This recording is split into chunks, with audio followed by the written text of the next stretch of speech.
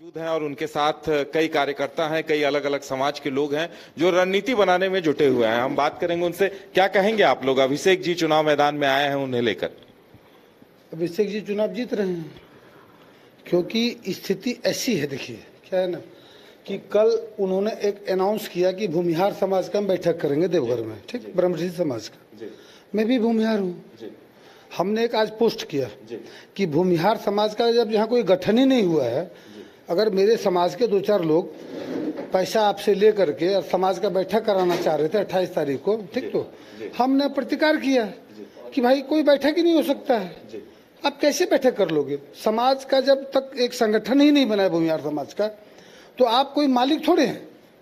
हम कोई गाछ से नहीं निकले हैं, हम भी तो किसी भूमिहार के गर्भ से निकले हैं, ठीक।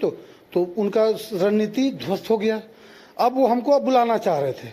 हमने कह दिया कि एक बार जब मैंने साफ कर दिया, इस बार अगर आपको बुलाना था, हम लोग सब भाजपाई हैं और रियल में हमारे जो उम्मीदवार बोले वो सही बोले।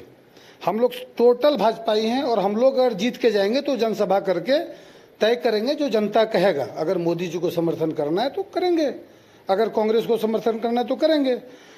तो वो पूरी तरह से बौखला गए हैं। FIR करा दो, केस करा दो, चीजें करा दो, मेरे को भी जेल में डलवाया, ठीक। तो क्या हो गया उससे? हम बाइज्जत बरी हुए। और भी लोग हैं, उनसे भी बात करते हैं, जानते हैं। आप क्या कहेंगे अभिषेक जी को लेकर? मैं तो इतना ही कहना चाहूँगा कि भैया थोड़ा लेट कर दिए। अभी लगभग 1 लाख मार्जिन से हम लोग जीत रहे हैं। अगर थोड़ा सा पहले और भैया अगर ये डिसीजन लेते तो कम से कम 2-3 लाख मार्जिन हम लोग का जीत का रहता है।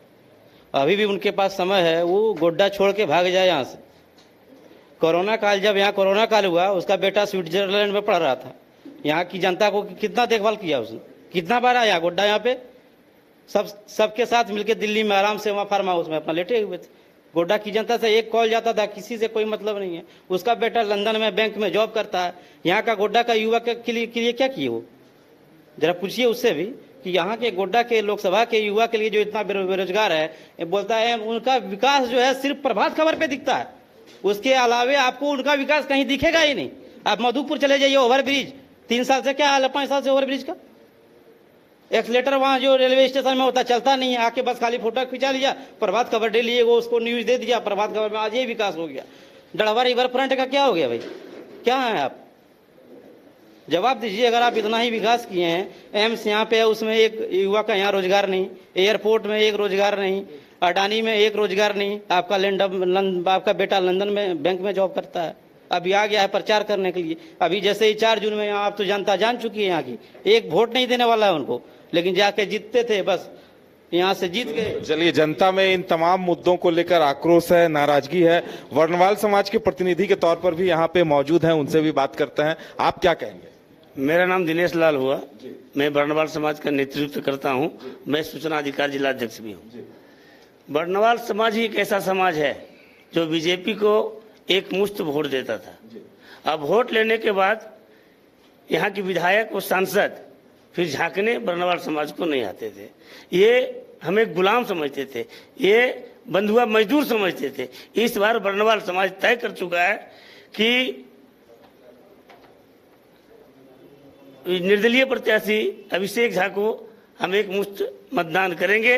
और एक बात और मैं बता देना चाहता हूं, गोड्डा लोकसभा की माताओं ने एक से एक वीर पुत्र को जन्म दिया है, पुत्र विहीन नहीं है, इसलिए वीर पुत्र का चयन वर्णवाल समाज इस बार करेगा। हमारे साथ हैं और उनसे भी बातचीत करेंगे। मनीष जी, क्या कहेंगे आप अभिषेक जी को लेकर? अभिषेक जी, इस बार जो इन्होंने निर्णय लिया, जैसे आपने एक सवाल पूछा था कि आप निर्दलीय प्रत्याशी हैं, तो निश्चित रूप से वो निर्दलीय प्रत्याशी थे, लेकिन अब वो सर्वदलीय प्रत्याशी हो गए। आज के दिन में, आज के समय में गोड्डा जो चुनाव हो रही है, गोड्डा में इस वक्त सबसे प्रभावी और सबसे जल्दी और सबसे कारगर नेता में से ये साबित हुए। अब ये निर्दलीय नहीं रहे, अब ये सर्वदलीय हो गए। चलिए, आपसे भी आपके भी विचार जानना चाहेंगे, क्या कहेंगे आप? जी नमस्कार, मैं प्रकाश सांडिल्य।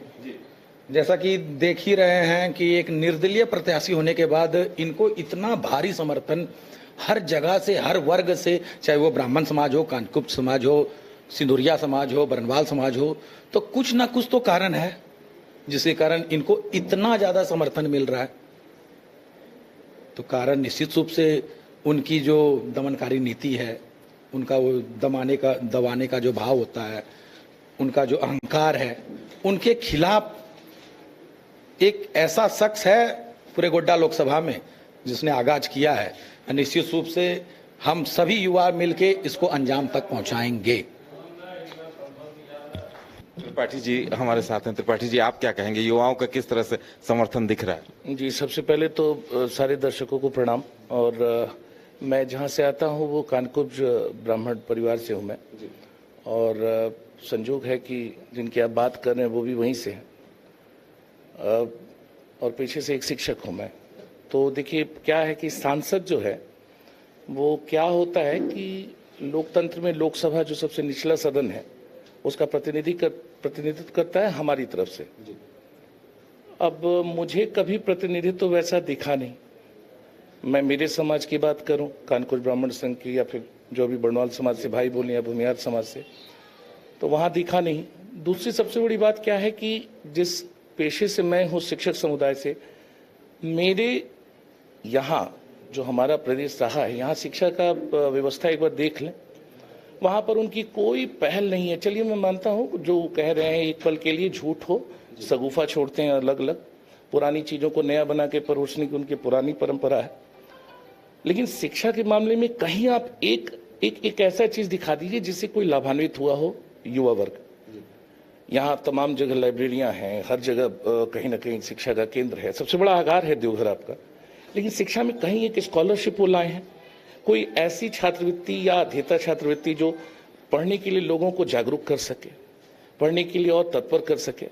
तो आपने विद्यार्थियों को भी नहीं छुआ, अपने संघ को तो नहीं छुआ, विद्यार्थियों को नहीं छुआ, और विकास की जिस थोथली राजनीति की बात करते हैं उसका कोई सिर पैर नहीं है सिवाय उनके जुमलेबाजी के।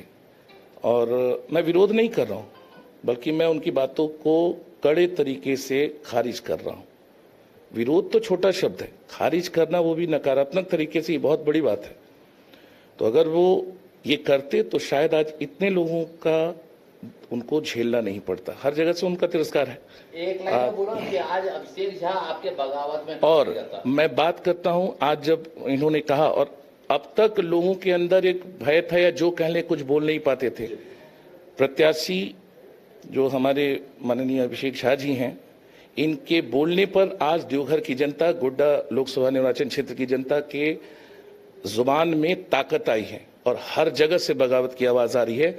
और ये बगावत, ये विरोध कुछ न कुछ रंग जरूर दिखलाएगा। तो चलिए, यहाँ अलग अलग समाज के लोग मौजूद हैं और इनका कहना है कि इनका बीजेपी से या पीएम मोदी से कोई बैर नहीं है, लेकिन जो वर्तमान सांसद हैं उनकी खैर नहीं है। ये इनके विचारों से झलक रहा है और इनका कहना है कि जब परिणाम आएंगे तो चौंकाने वाले होंगे। फिलहाल हमारे साथ इतना ही, हमें दीजिए इजाजत और आप देखते रहिए न्यूज़ बाइस्कोप। नमस्कार।